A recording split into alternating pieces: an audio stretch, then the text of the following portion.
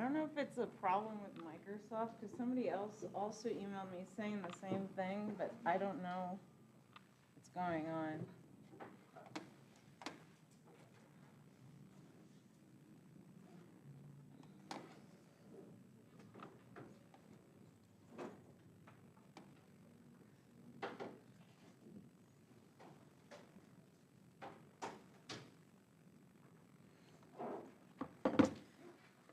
All right, so as we get started, so I don't know what's going on. So someone just showed me in class. I got an email about it, but there could be a possible issue with the view link, and I don't know why that's happening.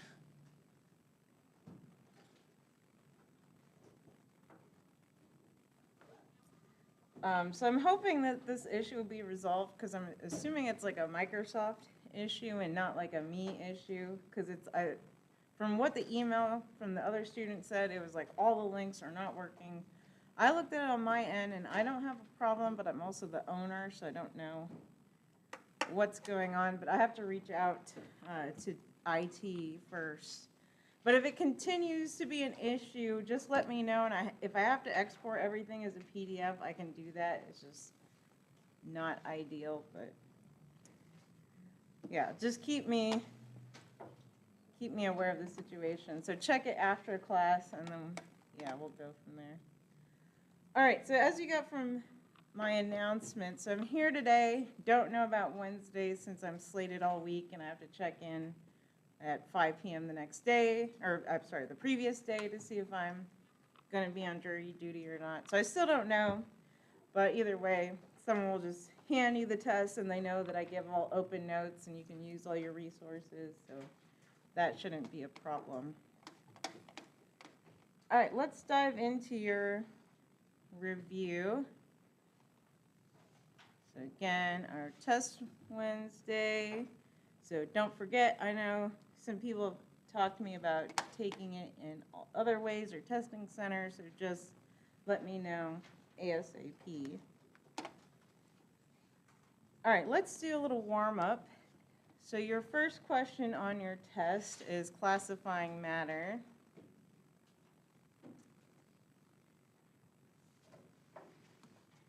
And your options are, of course, heterogeneous, homogeneous, or compound, or element. And so we have the following, so C60, C21, H13O2, ethanol, Sprite, and jalapeno cheese.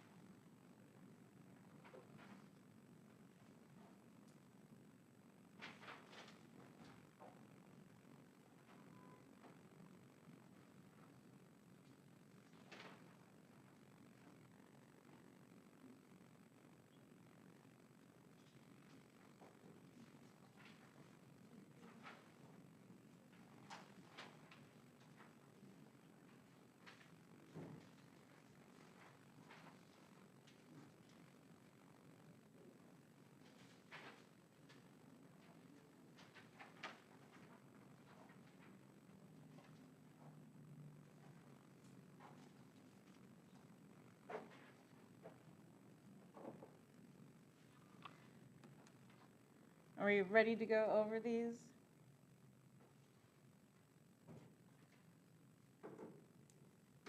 People, maybe another minute.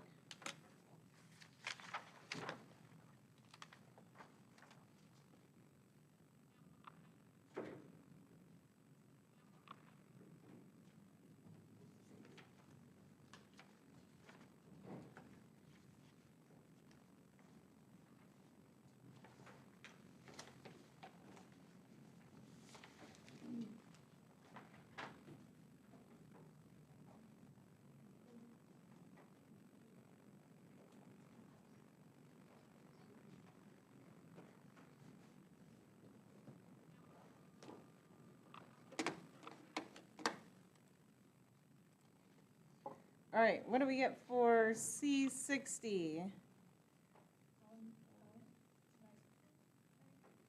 Element, yeah, it's a allotrope.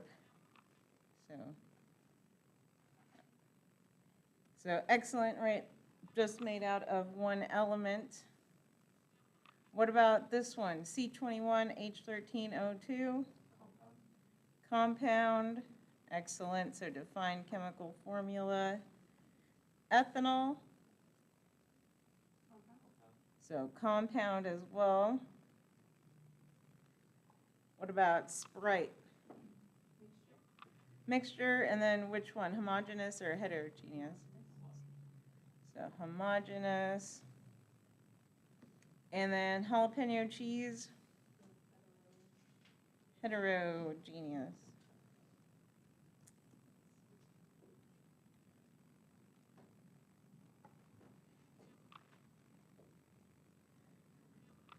And I think the ones on the exam are straightforward, kind of like jalapeno cheese being a heterogeneous mixture, but you know, if you want to add any sort of explanation, you know, in case you're not sure, then, you know, feel free, right? It's homogeneous because of this, or it's heterogeneous because there's chunks of, you know, spicy jalapenos in there, that sort of thing. Can you define allotrope? Oh, allotropes are just different geometrical arrangements. No, but just if you wanted to know, in case the term allotrope came up again. And there's a lot of allotropes of carbon. Yeah, so we could go on, right, diamond, just as a refresher. So diamond, right, the graphene, nanotubes. Would you describe the different allotropes of carbon as a lattice structure? Well, you could say that like they have different structures. Usually they leave the term like crystal lattice structure for like ionic compounds, but you could still talk about like, you know, it's more of like the network covalent structures, the more proper term, since it's a covalent compound in all these different forms.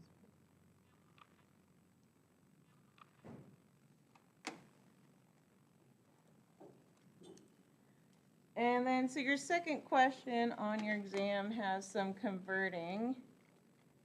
And so sometimes I like to do funny units. And so let's practice what you might see. And so let's try, so convert 467 goops to floof if there are 19.5 goops in a floof.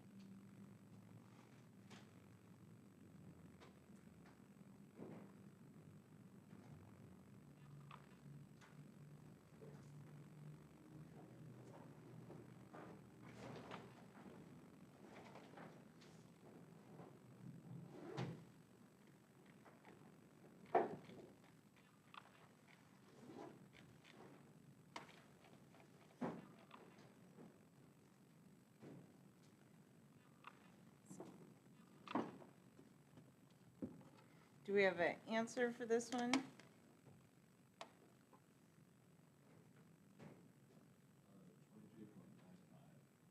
23.95, that sounds good. I think we just need one less sig fig. And then I can write it out, so we have, right, goops, and your conversion factor, and floop has to go on top, goop on bottom, so those units cancel, and then I like that answer, 23.9 or 95. Well, if you got it 9.5, then you might round up to 24. I could pull my calculator.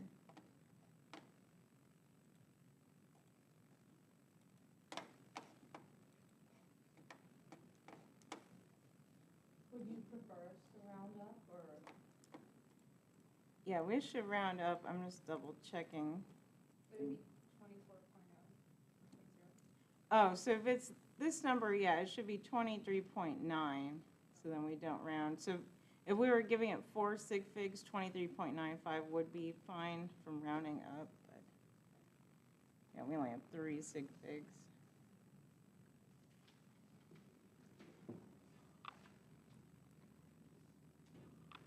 So let's try another conversion, because there might be other steps involved. So let's do one of our harder conversions. So now,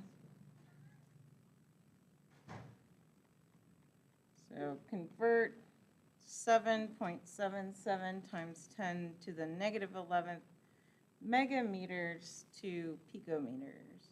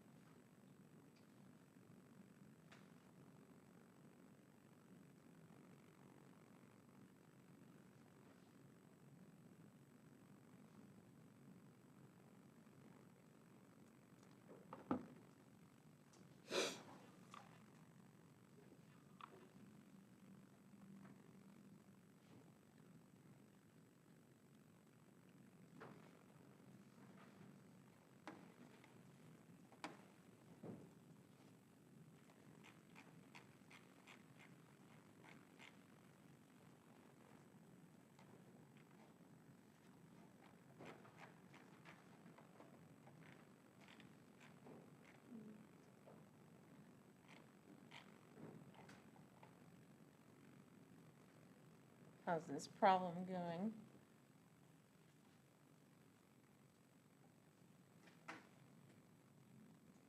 Some people still working on it.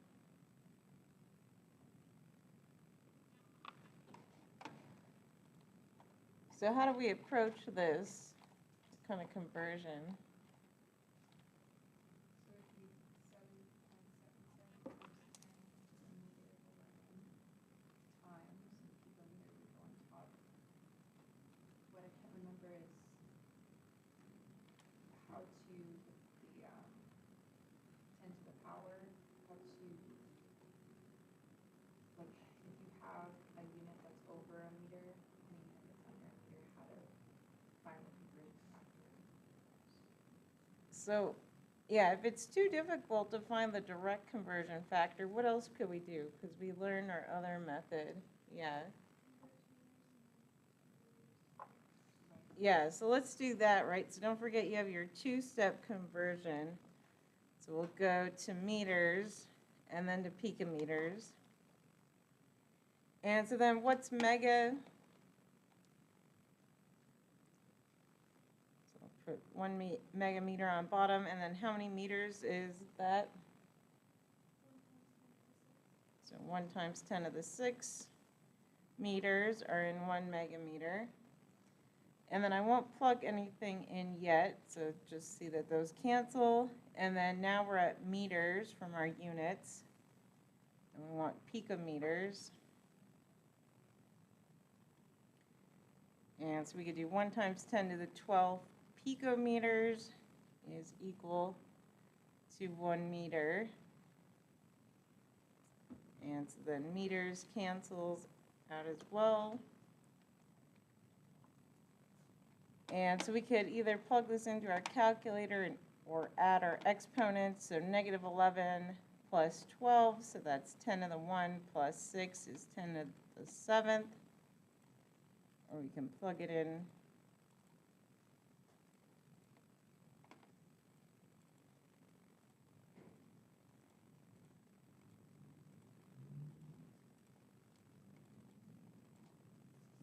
And so we should get 7.77 times 10 to the 7th. So 1, 2, 3, 4, 5, 6, 7. Yes.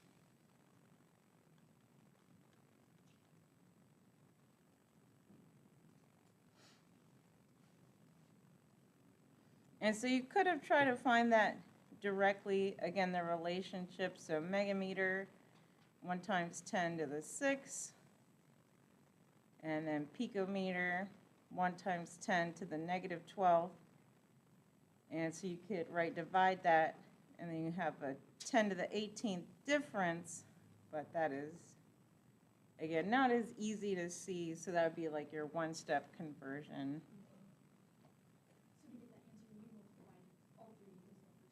Yeah, so I multiplied them all three together, which meant that you could also add, your exponents, so kind of double check your mental math. And then mental math, we can see, oh, okay, that works out. If they're 10 to the 18th difference, then negative 11, plus 10 to the 18, so 18 minus 11 gives us back to 7.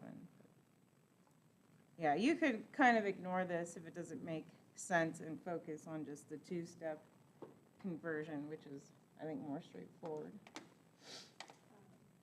On the TI, the 10 to the power, that's represented as E? Yeah, so it's that little double E. So it says EE on the calculator, but then once you press it, it just does the E with that, capital letter notation. Because you just don't want to get it mixed up with that E, and that's your natural log E.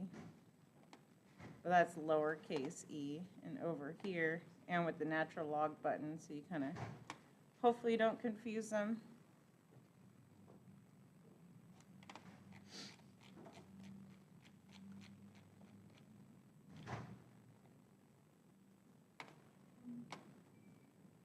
Other questions on that one? Can we do one more? Yeah, let's do another conversion.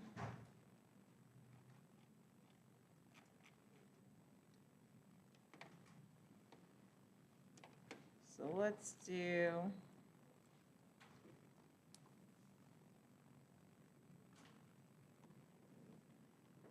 So that's 5 times 10 to the 7th micrometers, and let's take it to kilometers.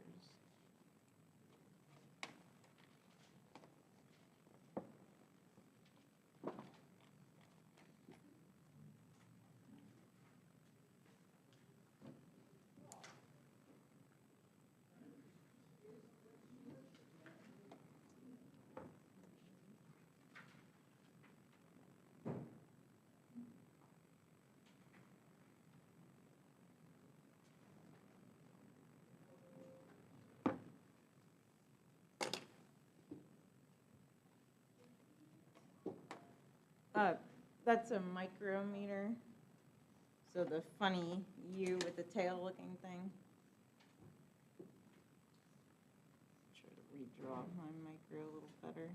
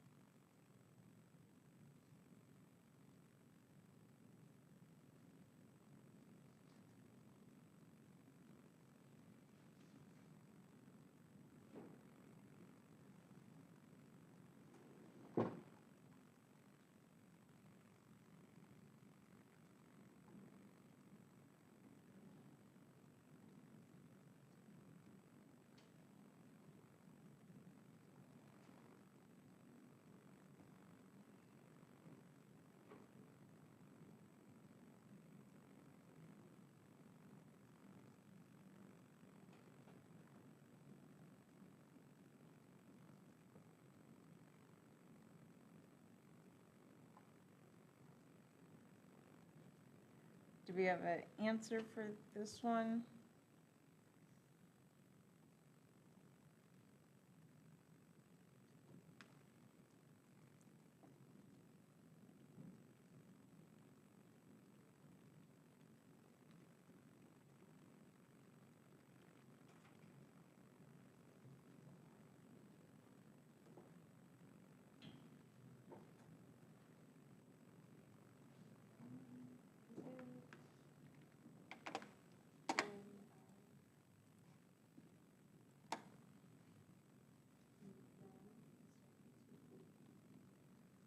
What'd you get or what'd you do? You want to walk us through?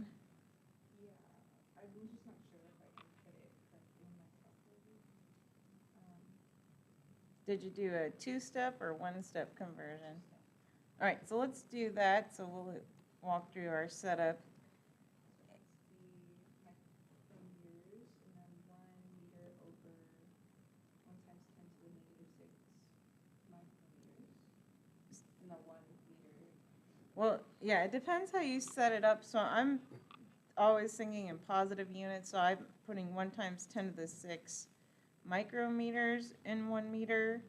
You could have an alternate setup that would be the same if you did 5 times 10 to the 7th micrometers. And then we put, for every 1 micrometer, right, it's 1 times 10 to the -6 meters. Right, because it's a numerator. Yeah, so either way, right, that means the same thing mathematically. And then, so then keep going forward. So either setup, right, we're eliminated micrometers, so we're at meters.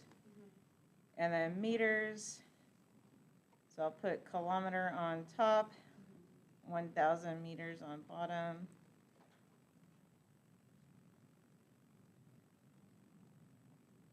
And I guess if you wanted to use negative exponents, so 1 times 10 to the negative third kilometers is 1 meter.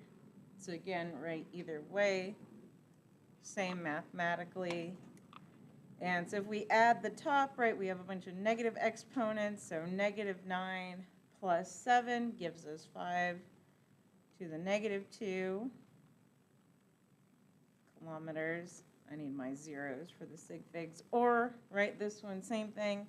We're dividing down bottom, and I can punch it into the calculator. And so now times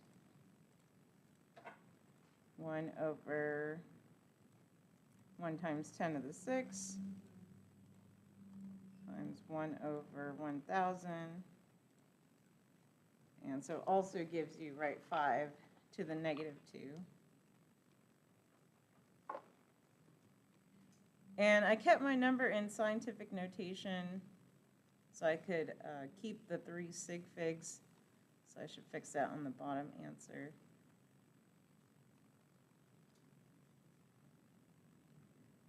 So 5.00 is sig figs.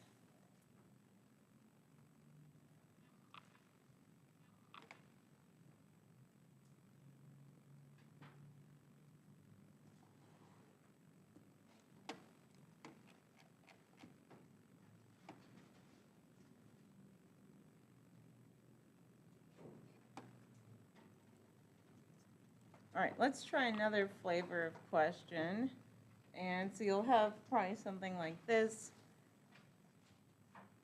So which has the largest radius? So phosphorus or chlorine. And which has the highest ionization energy?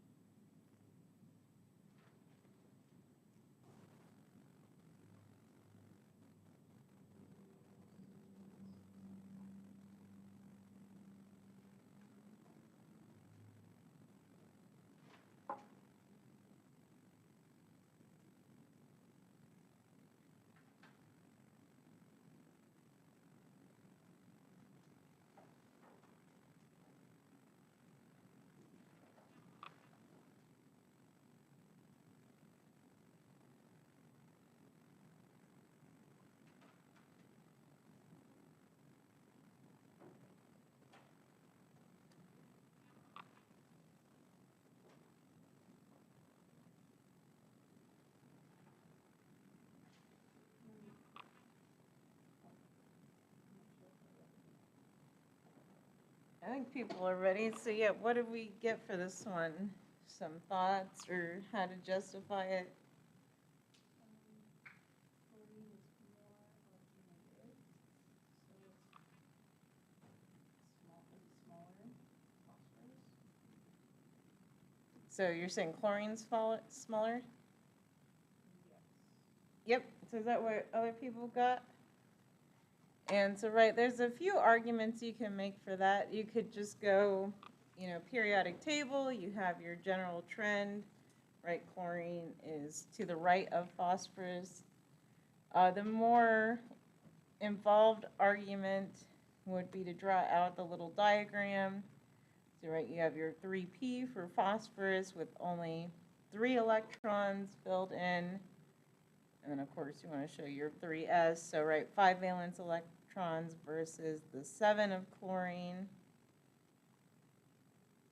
So you could say, okay, right, more electrons on the same degenerate orbitals, so that's going to lead to a smaller radius for chlorine. So yeah, something to that effect. So, again, you could just state the general trend, or you could go into the deeper electronic argument. So this is just a more detailed explanation. And then what about highest ionization energy? So which one would have the higher ionization energy? So chlorine. And so for that one, chlorine being electronegative is probably a good argument. You probably want to remind yourself what was ionization energy again. And so that was just, right, ejecting an electron to make some cation. And, right, if something is very electronegative, obviously that's not a favorable process. You could go back to this argument too, saying, well, it's only missing 1 electron, so to start kicking those off, that would be pretty unfavorable compared to phosphorus. Although both of those would probably have a decently high ionization energy. So I'm going to gain those electrons. Or, you could also just take it back to the simpler octet argument. So chlorine, right, closer to the octet. So any of those ways of kind of explaining that are appropriate. Does that make sense for everybody?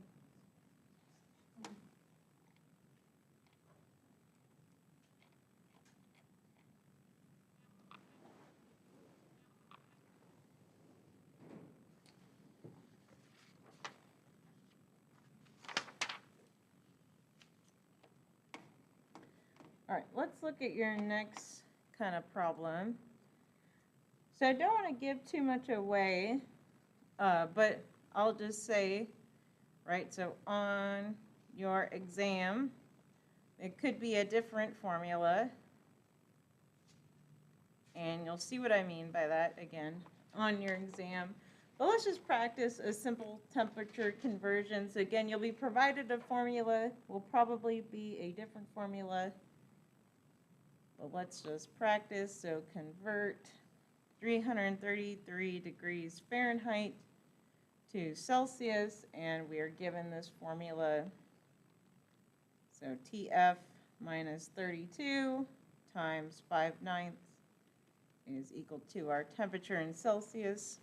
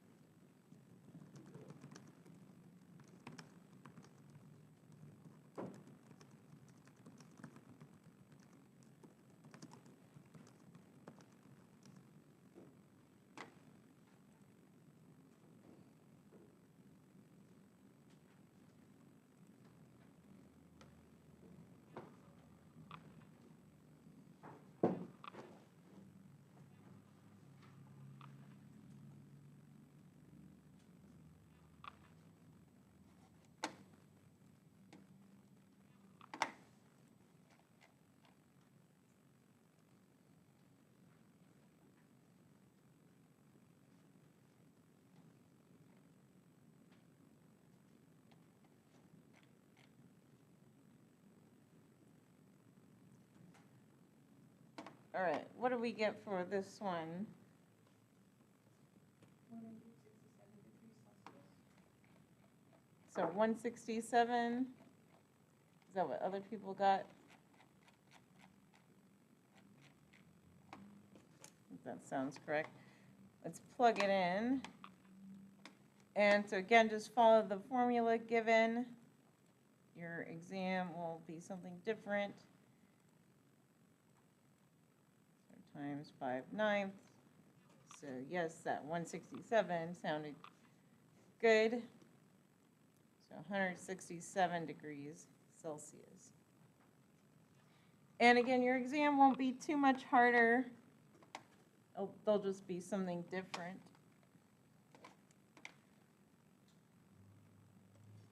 All right, let's try some other stuff from your exam.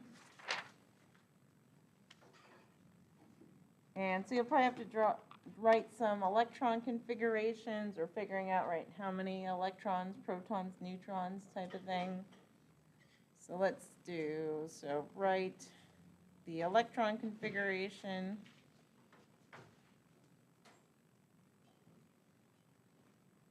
And Lewis dot structure.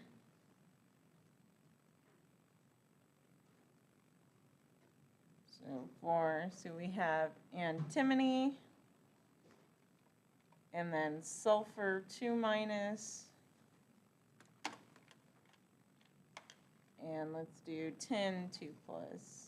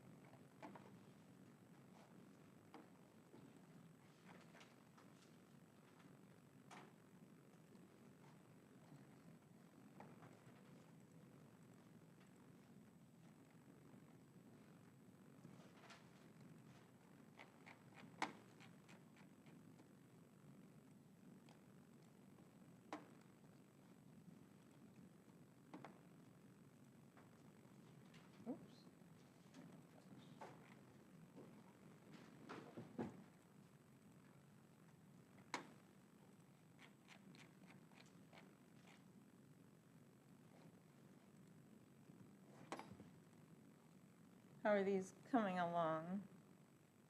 See some people ready.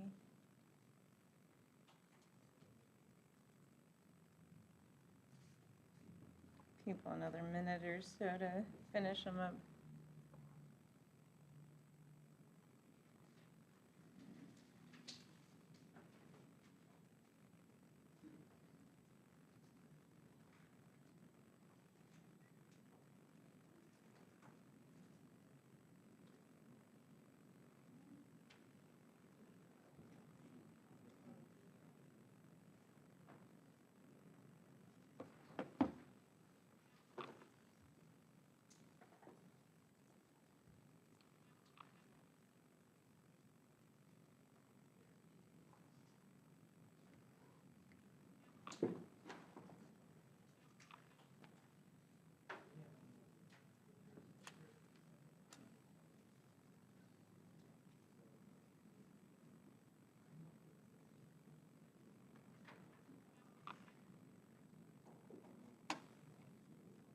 So let's do the electron configuration for antimony. So how do we want to start? In parentheses, the Kr or krypton. So krypton, excellent. So starting with the previous noble gas, and then 5s2, so it goes with the X block, and then 4d10, so both out of 2, and then 5d3. that looks good. Any questions about that one? And we could write review, so we're at krypton. And if you need to write, have your notes written, 1s, 2s, 3s, 4s, 5s, so she knew that was a 5s. And then, of course, have that labeled, so you know that's 3D, that's 4D, filled up, just like she said, and then 1, 2, 3, back to that P block, right? And again, write if you need to, so 2P, 3P, 4P, 5P, etc., so you can keep track. Questions about that one? And then what about sulfur 2 minus? What would be its electron configuration? Starting with neon. 3s2. And then because it's -2 charge, would it be 3p2? 3P, so I'll put in parentheses, because it's -2, but what do we gain when it's -2? So, Oh, right. so then it should be 3P, yeah, 6. I heard some people whispering it. And I'll just write, so the neutral, so 3P4. So this is just sulfur, right, neutral. And then we added 2 electrons, so we went from 3P4 in the neutral to 3P6 there. And then what about that last one? So tin 2 plus. In parentheses, krypton again, and then 5s2, 4d10, and then 5p. And then 5P. Would it just be 5p? Because I did 5p2, and then because it's losing the 2, would you take that away from the? Yeah, so I wouldn't even write like 5P in there, because it would be 5P, 0 basically. And then you get rid of that orbital. Yeah, so you could put, 5P0, I'll put it kind of, but probably better to just write it without, since usually we don't keep a 0 notation. So that would be the better kind of final answer. Can you draw your stuff like that? Oh yeah, I forgot to draw. It would be a complete octet. So for the tin, I would base it off of this 5s2, and so it still has 2 valence electrons for tin 2 plus. And this kind of goes back to, remember how he said tin was one of those funny ones that had 2 oxidation states anyways, of 2 plus and 4 plus? So that kind of shows you where that comes from, that, right, it loses the P ones, then it's tin 2 plus, and then if it loses, right, the 5s2, now it's tin 4 plus. So. And then what about, I didn't draw the Lewis dot structure, what would sulfur -2 look like?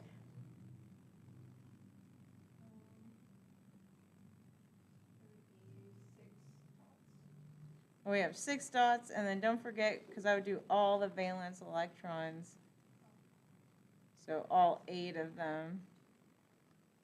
And that makes sense, right, because this is noble gas configuration, so it should have 8 dots.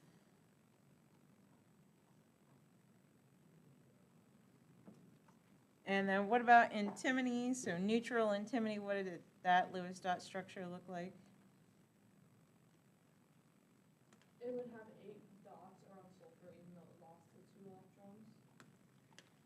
Or because it gained them? Yeah, because it gained the 2 electrons, yeah. So neutral sulfur, right, has only the 6. Yeah. So now I'll draw neutral sulfur over here.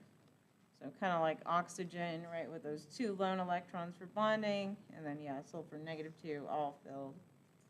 And then, so what was antimony?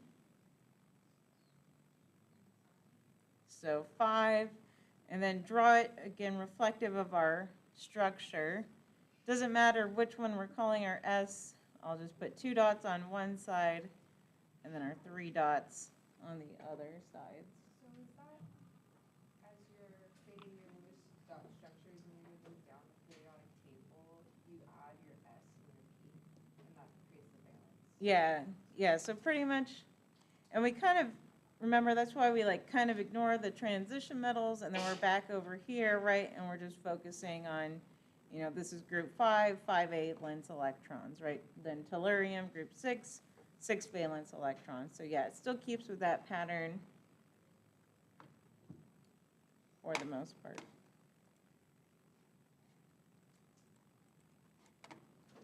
All right, let's do another.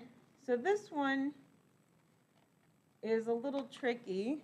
You have all the knowledge, but we haven't done a problem like that. And so we're going to do a problem like this because you're going to have one exactly like it on the exam. So a sheet of particle board is cut to a length of 6.00 feet and width of 3.50 feet and weighs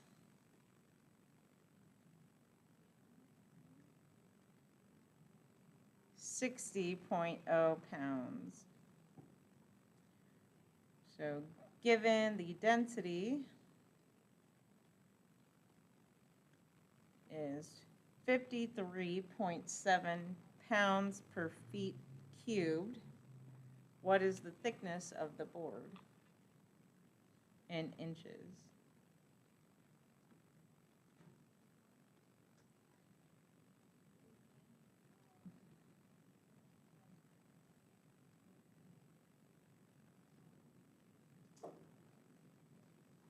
So see if you can set this one up. Think about what you know. Think about your shapes.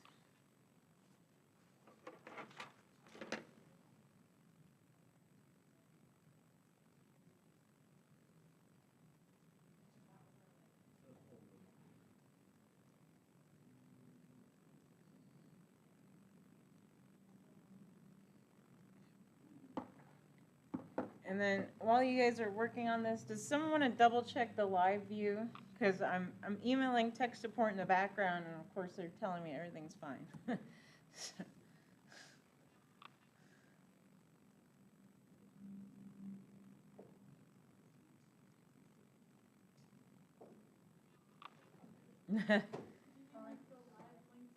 Yeah.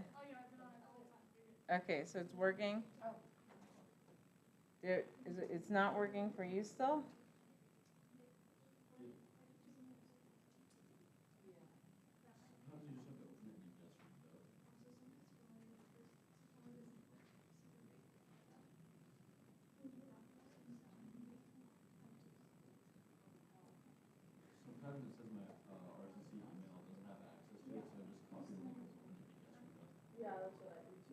Huh, that's weird. But when I click on the live, it normally just comes up again. Is it giving you issues right now?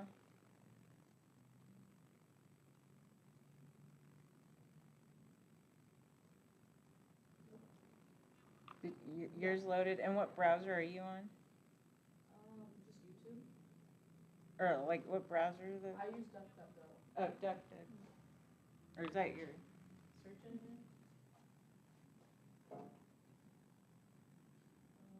you're Apple.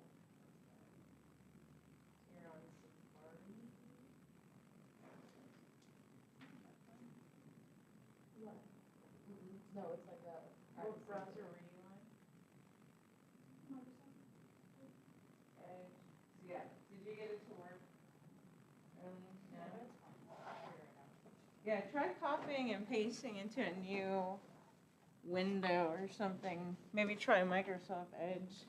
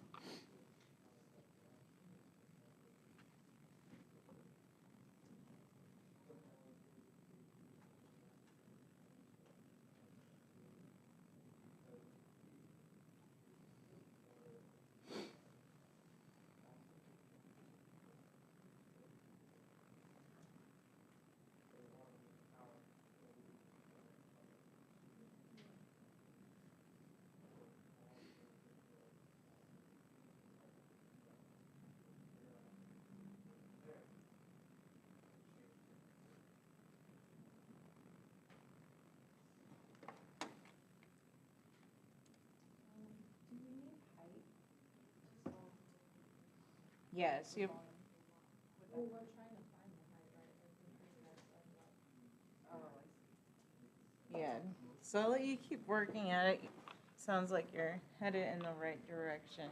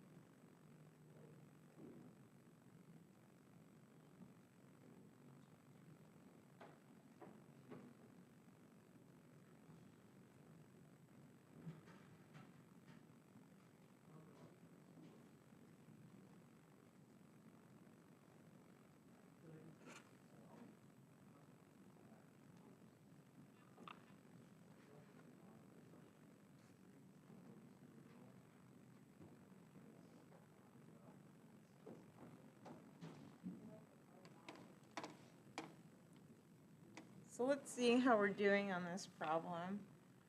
So what were some things that you kind of came up with?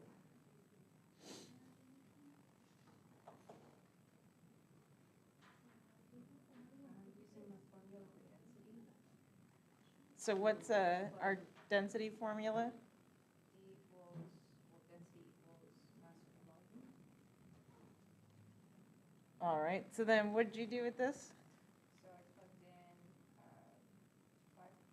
53.7 pounds per cube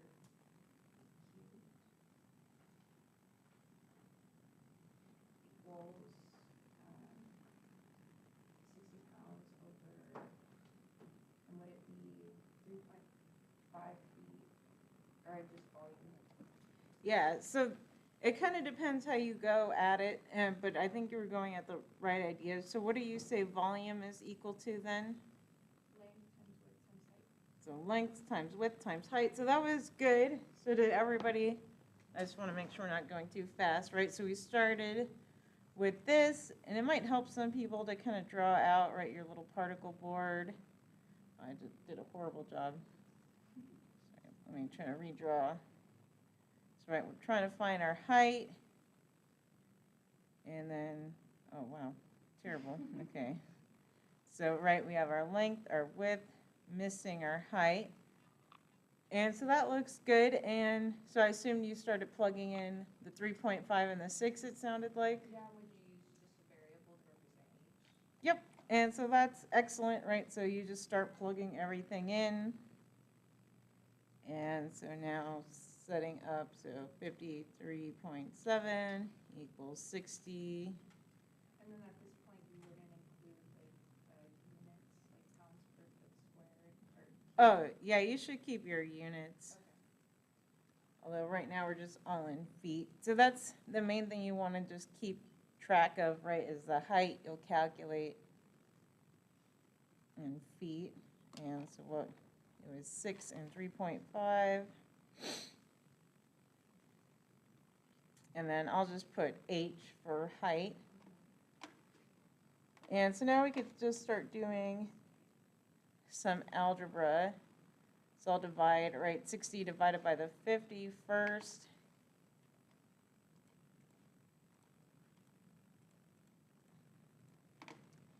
And so then that equals to, right, our volume, so length times width times height. And I can write that out, so 1.11 is equal to 6 times 3.5 feet. And this is also feet cubed times height. Wait, you divided 60 by 53.7? Yeah, because that's how you solve is equal to, right, your length times width times height. I like the triangle trick the best. So if you want to solve for volume, right, you cover volume, so that's mass divided by density equals volume. Yeah, otherwise you do the algebra, right, distribute the V on both sides, and then divide by density to rearrange. And so then divide, oops, so divided by 6, divided by 3.5. And so then I get this for my height, but then it's in feet. So height equals 0.0532 feet. And then the problem wanted it in inches, so the last step is to just convert. So feet now to inches. So 12 inches in 1 foot.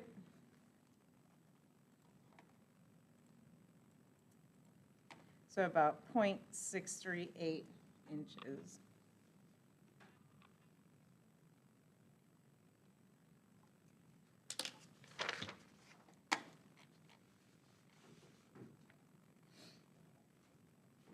All right, let's take a quick break at least, maybe like 5-10 minutes, depending on how y'all are feeling.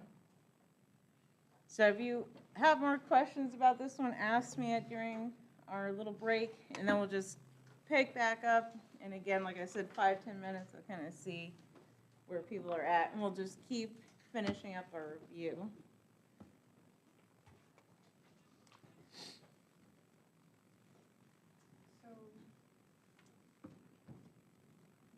one area of this kind of problem that kind of screws me up is when you have so many units. So like you have the pound per foot cube, you have pounds, and you have feet. So at what point does the pound per foot cube get like canceled out or run from that? Yeah, because we did this conversion, right? Right. So we did mass divided by density, so then So that's that how we cancels get, out pounds? yeah, so that left us with feet cubed for the volume.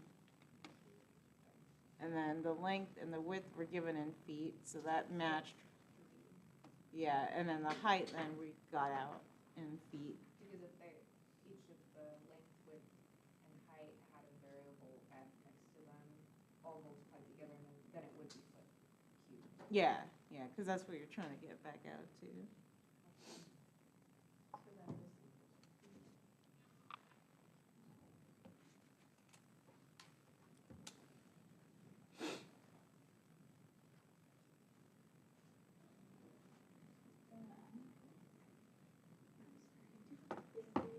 Oh, yeah. Let me grab my keys. You just need a Band-Aid or just need right there? I'll probably use a bit.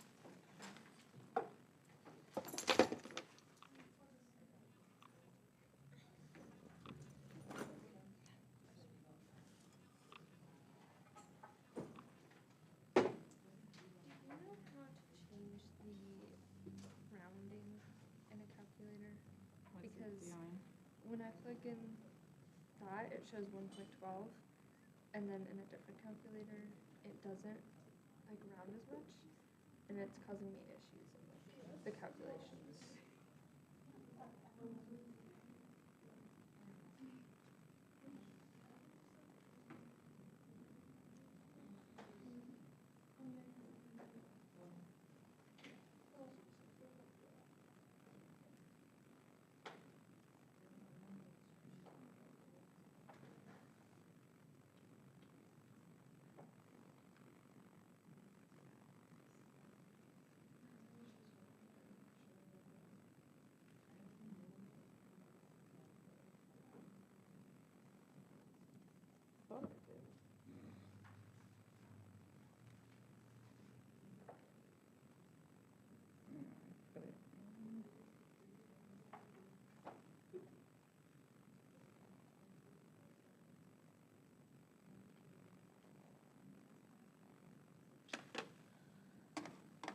We could look it up. 'Cause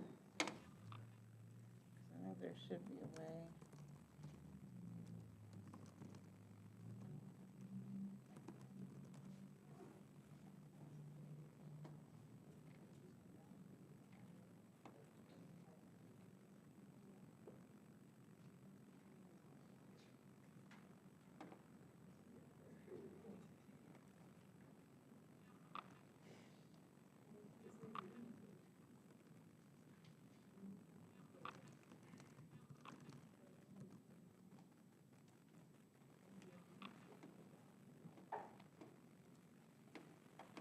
Meet Dan Rayfield, husband and Oh father. my gosh. Can't you just read something really quickly? Attorney, polka tuba player.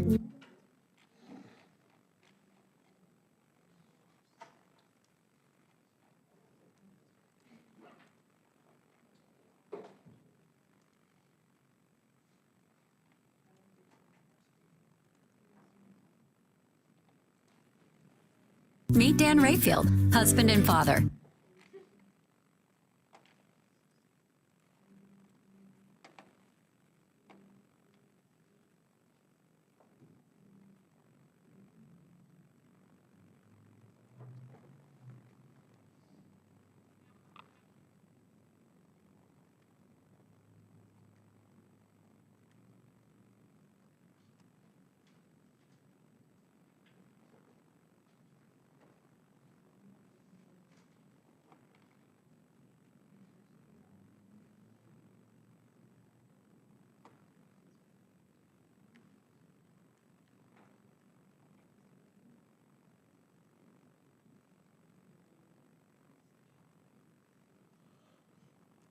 Do you have other questions?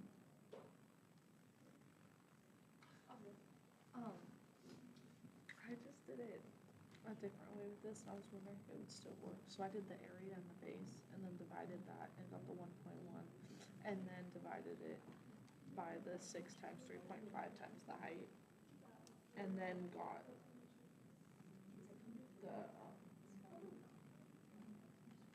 the other one. I just wanted to know if that would work, because I did it this way, and then I divided it, and then got the answer. That Yeah. would work still? Yeah, as long as it's, As long as it's the same. yeah.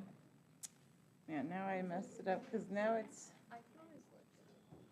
yeah, I can play with it after too. Because now I just have it in a, where it's doing the fraction.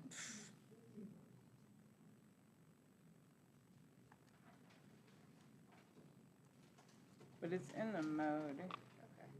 But yeah, I can play with it after class too. All right, let's try another problem. So this is, again, similar to your exam. So a new element has an atomic number of 135, a mass number of 288. And so how many protons, electrons, and neutrons are found in an ion with a 4+ charge.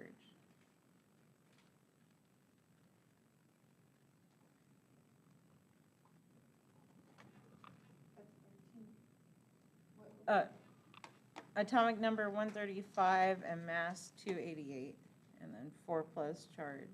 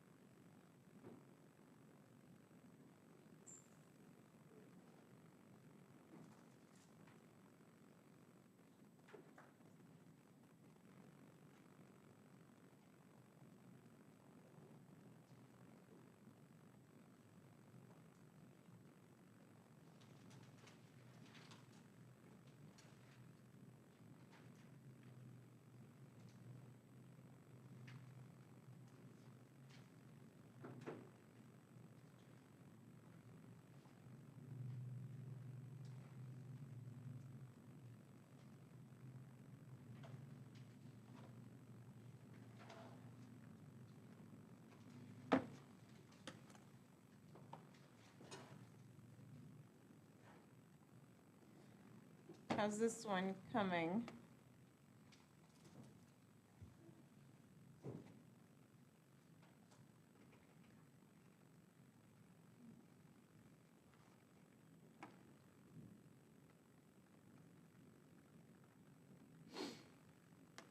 So how many protons does this element have?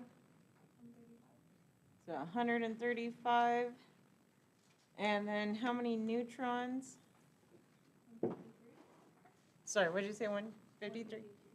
So 153. So that sounds good, right? And everybody got that, so we just take our total mass, so 288 minus the 135. So 153. And then how many electrons? 131. So 131. So 4+ charge, so subtract 4 from there.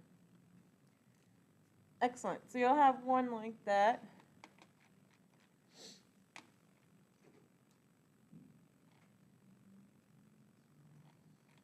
Let's try.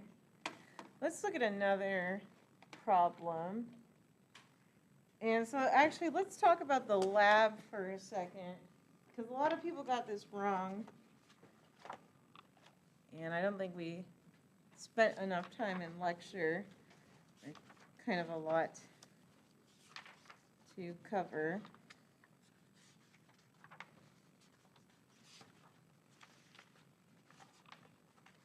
And so let's actually look at, see, in your lab, the last one that we had, atomic structure and periodic table, there are a lot of like, what's the mass or what's the average mass of the isotope?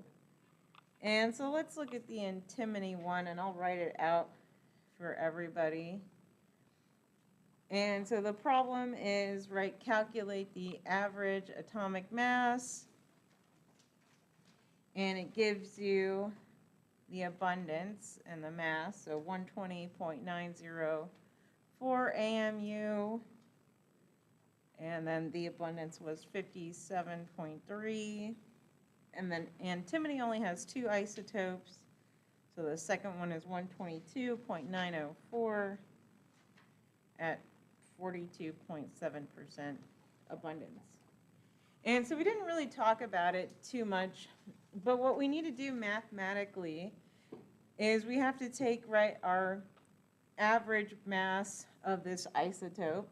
So this is isotope 121, and then multiply it, right, by this percentage, because we're trying to get our average mass. AMN, is that? AMU, Okay. atomic mass unit for, Okay. so yeah, we're talking about, right, individual isotopes. And so kind of the way to think about this, just kind of conceptually, and we can look at carbon 12 for a second before we get into the math of it all. But basically, if we take carbon 12, well, how come carbon, right, has mainly an isotope of 12, but then on this periodic table, right, it's 12.011 for the mass. And so that would be like taking our average. And so this is just kind of an aside. And so how it works for carbon is, let's say, right, we had each individual atom could step on a scale. And let's just say we had, right, 100 atoms of carbon. So what you would find is about 99 of them would weigh 12 atomic mass units. And then one of them is going to be 13 atomic mass units. So there's your isotopic abundance. So, right, if we average all this mass, and again, you multiply it by their isotopic abundance, then we get our 12. And so that's why mathematically, right now, we can just take it and average it. So we said, okay, we did that. And when we, put 100 antimony atoms on the scale, 57.3% of them had this mass, 42.7 had this mass. What's the average? So let's do that mathematically. And then the other tricky part about this one was also the sig figs. But more people were messing up just the general math. And so you kind of have to do it step by step. And so you only have 3 sig figs here, which I find a little frustrating, but it's the data we were given, times 0.573, and then again, right, just 3 sig figs, so 68.9, and then do that again, so 122.904 times 0.427, right, because again, it's a percentage.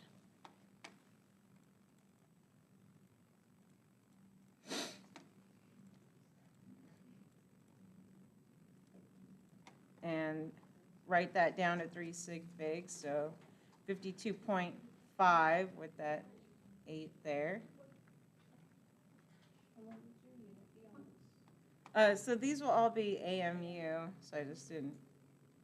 So AMU, now you have to add appropriately so we can report to 1 after the decimal.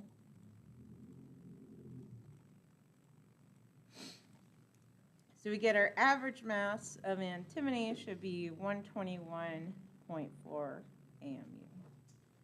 So that was your home or lab. But now let's take it a step further. So, actually, is that when you have a certain amount of sig figs given to you in the question, then your answer is like, for example, 121.4 is more significant figures than 2.5. So would you just list? Well, no, we keep all these, the 121.4, because remember addition is after the decimal point, so we kind of gain sig figs from. Yes. Yeah, but yeah, it follows the rules. So that's kind of step 1. But let's do it a little differently. So now that you see how to do this, let's see if you can figure out how to do your exam problem, and then we'll go over it. And so now let's look at gallium. So gallium has 2 isotopes as well. And that's going to be the key to your exam problem, is we can only do this with 2 isotopes, so things with 2 isotopes. And the average atomic mass is 69.723 AMU. And so let's say that we have 69 gallium, and so its true mass is 68.9255 AMU, and we have gallium 71, which their true mass is 70.9247 AMU. And so what's the percent abundance of each?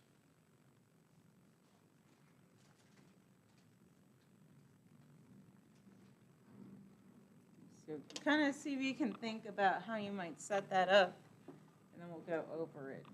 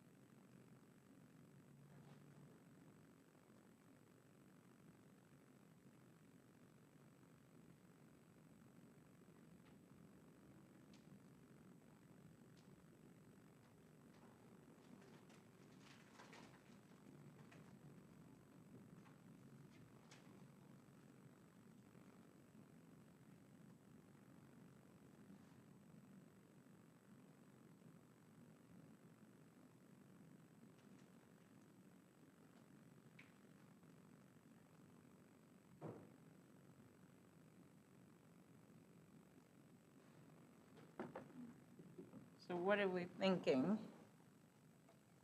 Are we at least set up the problem? So I'll give a hint, or I'll start pushing you in the right direction. So right, we have two abundances, and basically we can call this, right, abundance X and abundance Y. But then what's the kind of the key point of there only being two isotopes and kind of this relationship of X and Y?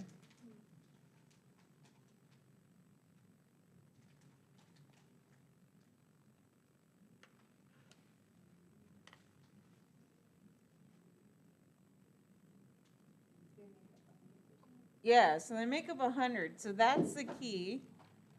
And so, right, so now we can set up, well, X plus Y have to equal 100%.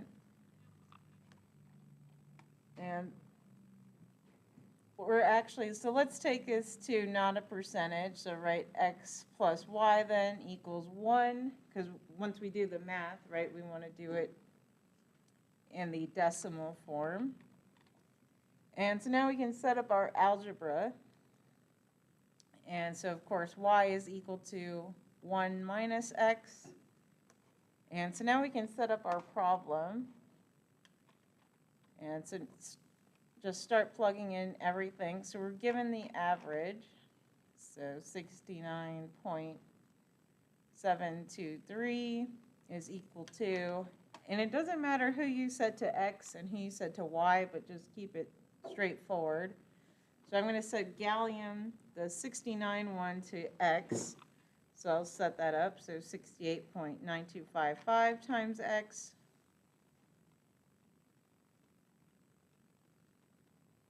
And then plus, so then our second isotope, so 70.9247.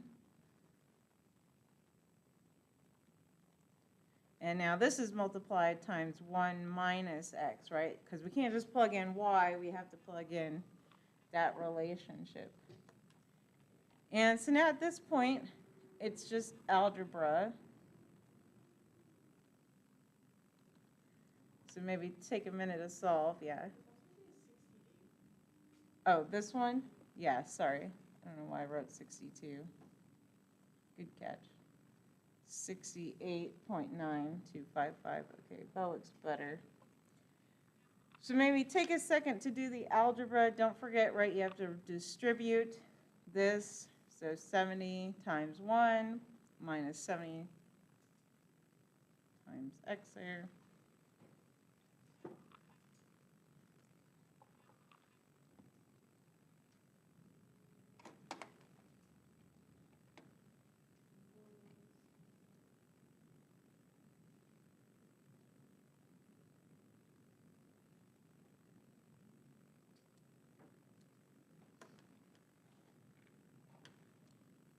And I guess I'll go ahead and I'll work out the algebra as well while y'all are doing it. But this is kind of, I'll just highlight this, right? This is the key kind of setup part. So on an exam, right, at least try to get to there. And then it's just algebra.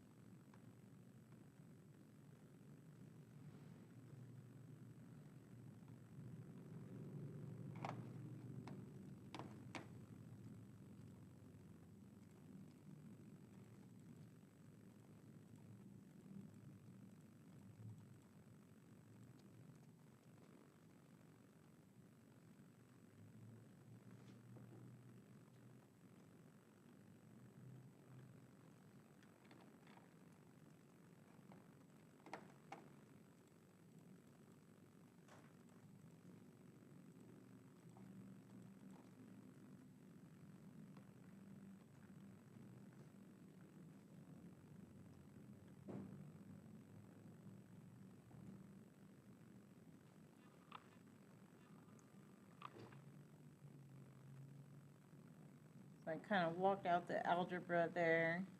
And so for x, I got 60%. And then, of course, right, that leaves y as 39.9 or so. So then that's 60% for gallium 79.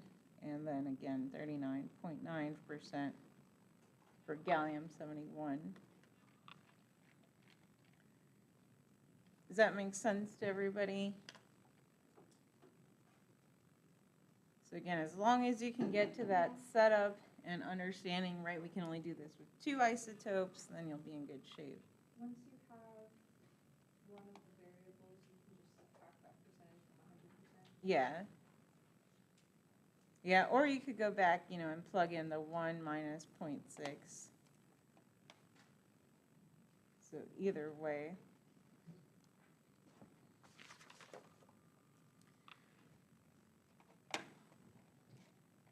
All right, let's see what's next.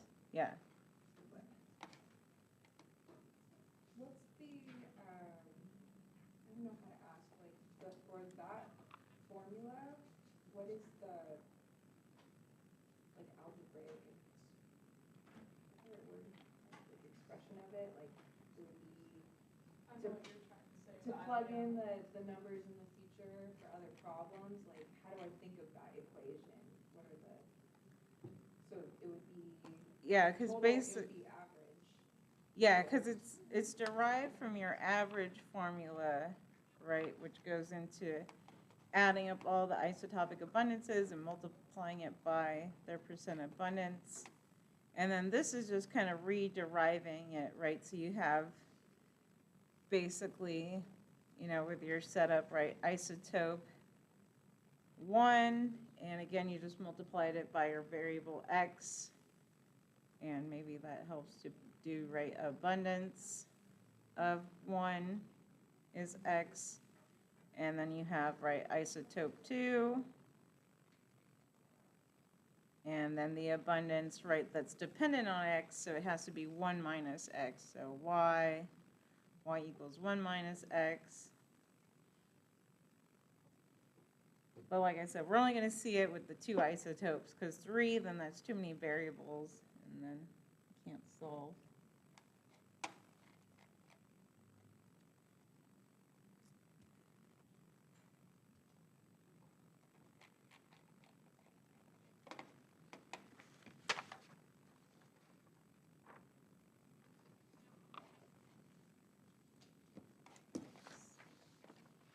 So we're slowly running out of time. I at least want to go over what's all on the exam. So we could practice a Lewis dot structure. So your Lewis dot structure on the exam, though, could be variables. You also have like a naming portion. So I say like give your chemical name and formula for the following pairs of elements. And we could practice one like that. Then there's also just like a percent mass calculation, you know, how much sand-salt mixture. There'll be electron configurations and valence electrons, which we kind of practiced. And then calculating the molecular weight of a compound, so writing out the formula and then knowing how to add up, of course, all the elements. So yeah, that's 13 questions on your exam. Part 1 is the only one, I think, with multiple parts, but it's just like, again, the classifying. So it should be straightforward. So see if you can write, let's practice doing a Lewis dot structure for phosphate.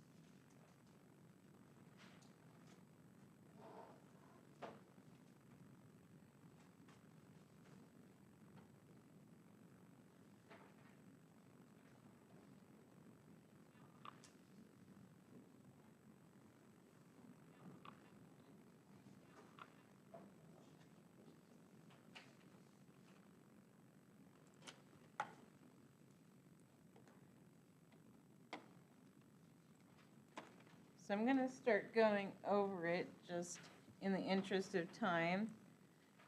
And so hints for your exam, right, you probably want to total up your number of electrons. So phosphorus brings 5, each oxygen brings 6, so 6 times 4, 24. And then don't forget to account for any charge in case there's a charge on your exam. I would expect that. And so 3, so I usually put 3 minus, so then that's 3 electrons. So 8 plus 24. So we're at 32 electrons, right? Make sure I did my math properly. And then from there, right, just start drawing out your structure. And there could be a variety of structures.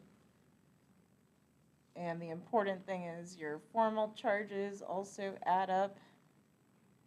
So you could start with something that looks like this.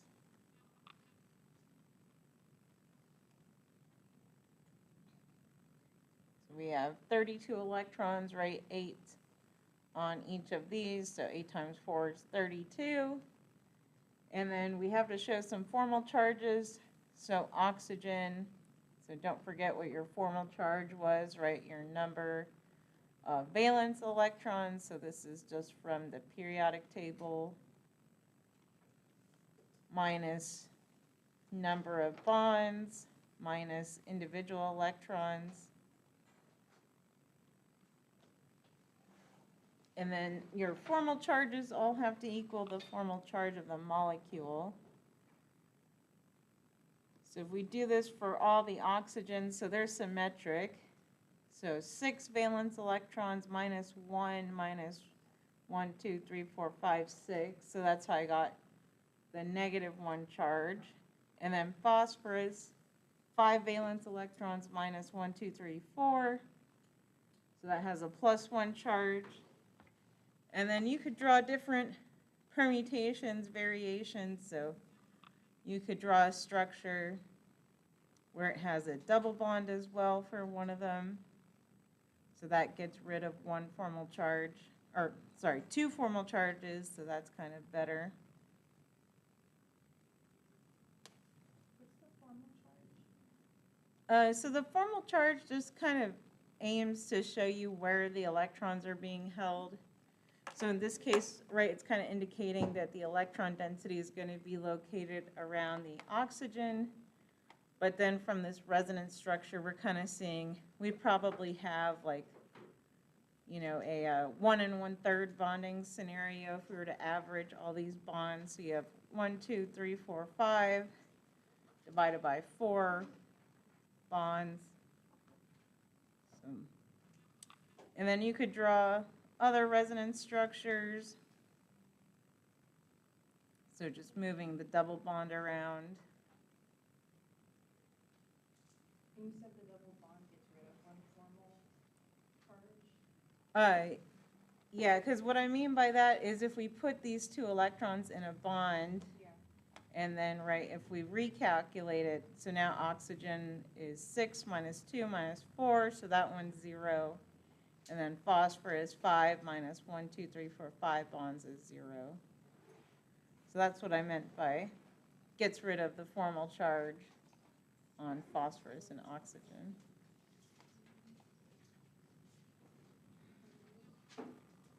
And then there might be some geometry questions. One more question, regarding formal charge in the purple. Is this formal charge and it says number, Of bonds. So remember, you subtract the number of bonds that are attached to it, and then minus the individual electrons, so adding up all of them.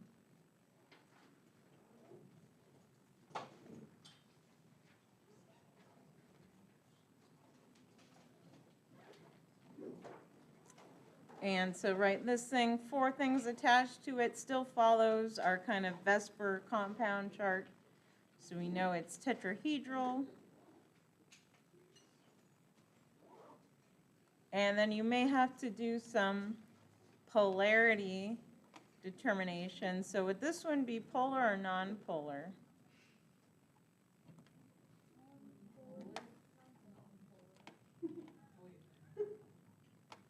So it should be non-polar, right? Because a charge, even though it's charged, it's distributed in all even directions, and we can draw right enough Lewis structures distributing it. So yeah, non-polar overall. You said the charge is distributed equally. Yeah, so in this case, right, we could draw it out where they're all pointing out.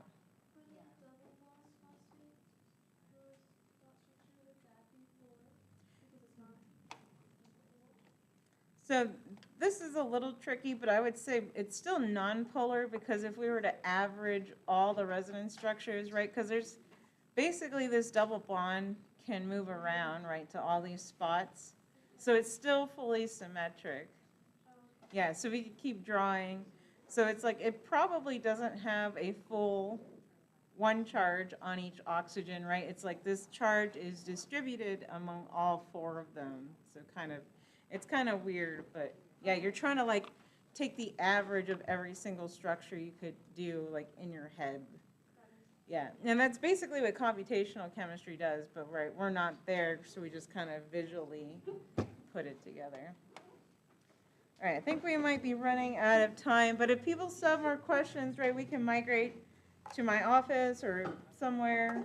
Or if you don't have questions, then good luck on Wednesday.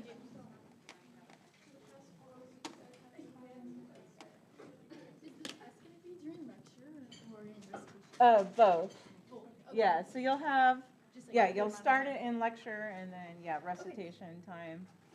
And then usually I let people like stay over. That's a little awkward since we have a class like right after us, but I'll probably tell who's ever proctoring, if it's not me, to like let people have a little bit more time if they need And it. you said there's 13 questions? Yeah, 13 questions. They're just all like free response. So, yeah. Thank you. What didn't we go over in class today that you would recommend? The only thing that we didn't do like really explicitly is, like I mentioned, there's a calculating molecular weight problem. So just make sure you know how to do that. Yeah, we did the density one. There'll be a few like, electron configuration, which we kind of did. We didn't go over like explicitly the naming. So how that would work is it would be like, give me a formula of a compound of like chromium 3+ and phosphorus. And then, right, so then you go, oh, well, chromium 3+ and phosphorus, well, phosphorus is phosphide, so they're already balanced, so CRP, and then you name it, right, chromium 3 phosphide, and that's the answer. So yeah, it's just like a different way of asking the naming ones. I just kind of made it more ambiguous and less Googleable. Okay, thank you. Yeah.